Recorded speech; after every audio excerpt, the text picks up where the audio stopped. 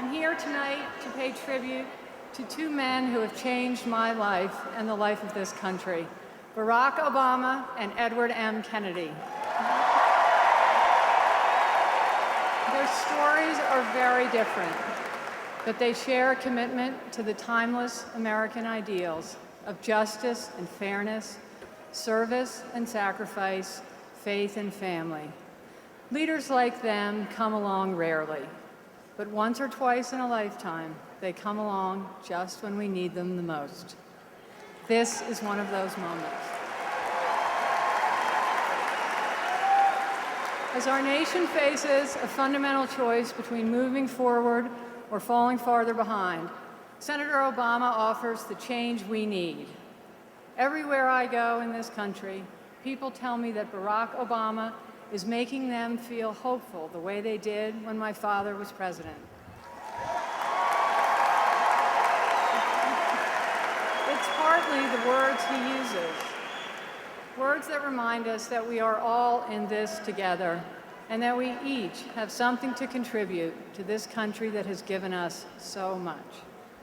But it's the life he's led that is the true source of this inspiration, a life spent fighting for ordinary people in neighborhoods and courts, in the state Senate and in the United States Senate.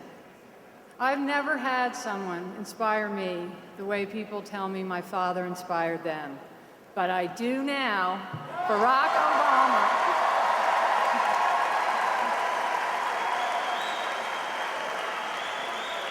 And I know someone else who's been inspired all over again by Senator Obama. In our family, he's known as Uncle Teddy. More than any senator of his generation, or perhaps any generation, Teddy has made life better for people in this country and around the world. For 46 years, he's been so much more than just a senator for the people of Massachusetts. He's been a senator for all who believe in a dream that's never died.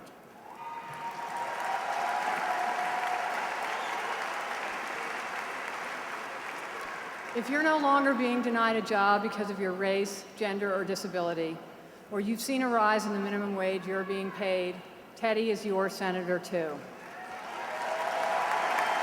And if your children are receiving health care thanks to the Children's Health Insurance Program, if you see a nurse at a community health center, or if you're benefiting from the Medicare program that he fought to create, and just last month he returned to the Senate to save, Teddy is your senator too.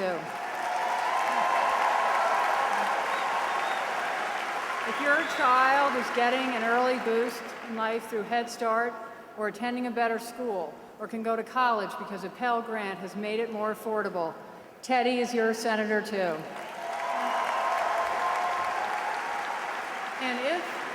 And if you're an 18-year-old who's going to vote for the first time, and I bet it will be for Barack Obama, Teddy is your senator too. Not only has Teddy helped put the American dream within reach for so many families, he's been a powerful force around the world for human rights and human dignity, for refugees and the dispossessed. He helped end apartheid in South Africa and bring peace to Northern Ireland. He's been a leader on arms control, and he took a strong, early, and courageous stand against the war in Iraq.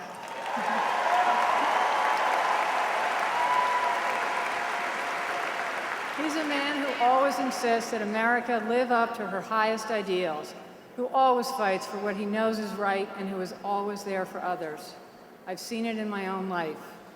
No matter how busy he is, he never fails to find time for those in pain, those in grief, or those who just need a hug.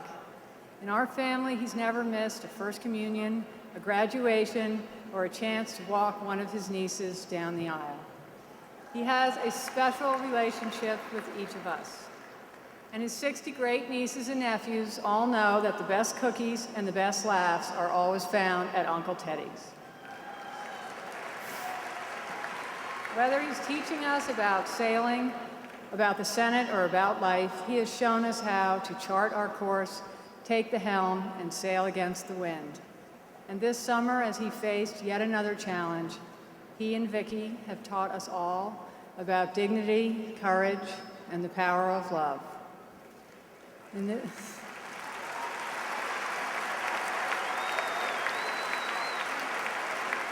this campaign, Barack Obama has no greater champion, and when he's president, he will have no stronger partner in the United States Senate.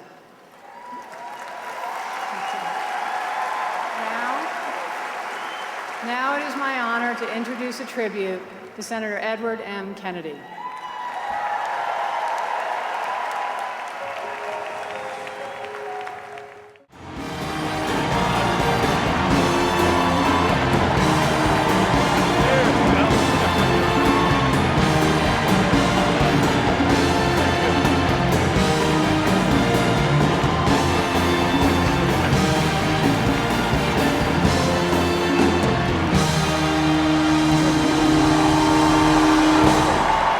Thank you, thank you. Thank you.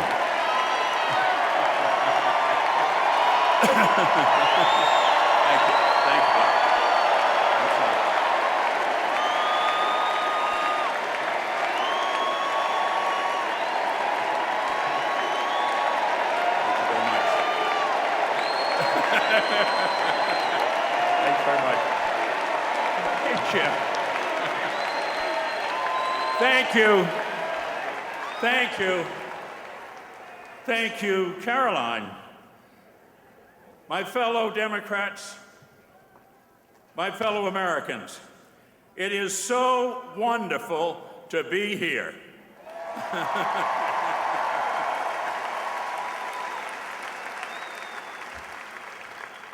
And nothing is going to keep me away from this special gathering tonight.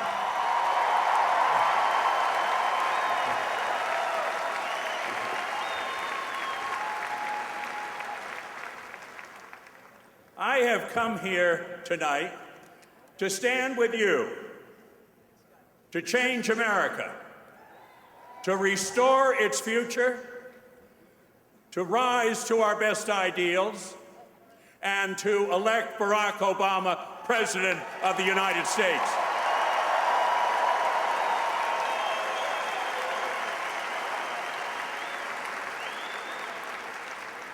As I look ahead, I am strengthened by family and friendship. So many of you have been with me in the happiest days and the hardest days. Together, we have known success and seen setbacks, victory and defeat. But we have never lost our belief that we are all called to a better country and a newer world. And I pledge to you that I will be there next January on the floor of the United States Senate when we begin the great fight.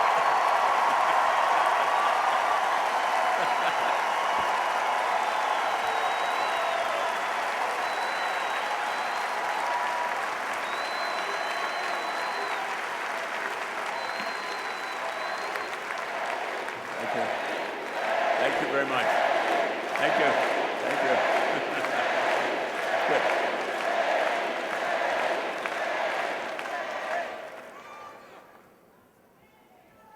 For me, this is a season of hope. New hope for a justice and fair prosperity for the many, and not just for the few. New hope. And this is the cause of my life.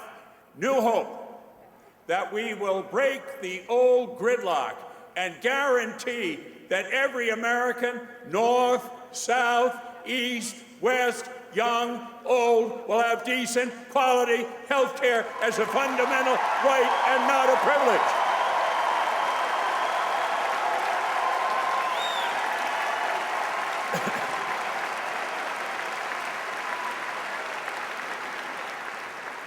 We can meet these challenges with Barack Obama. Yes, we can, and finally, yes, we will.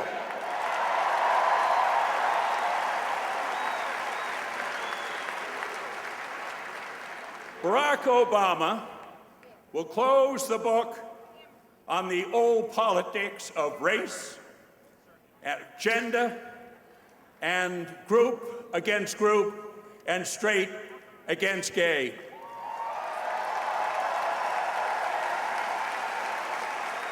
And Barack Obama will be a commander-in-chief who understands that young Americans in uniform must never be committed to a mistake, but always to a mission worthy of their bravery.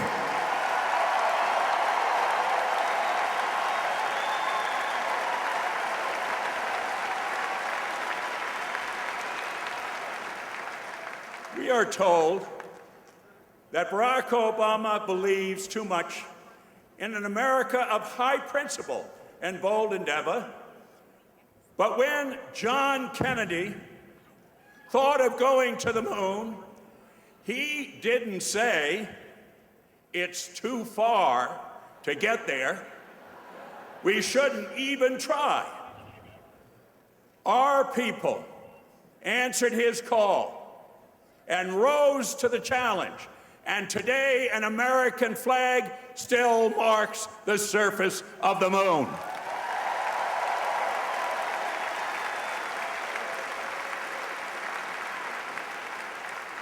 Yes, we are all Americans.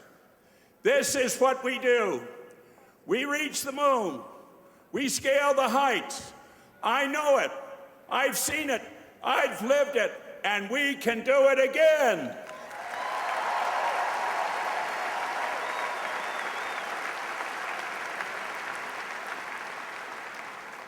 There is a new wave of change all around us, and if we set our compass true, we will reach our destination. Not merely victory for our party, but renewal for our nation. And this November, the torch will be passed again to a new generation of Americans. So with Barack Obama, and for you, and for me, our country will be committed to his cause. The work begins anew. The hope rises again, and the dream lives on.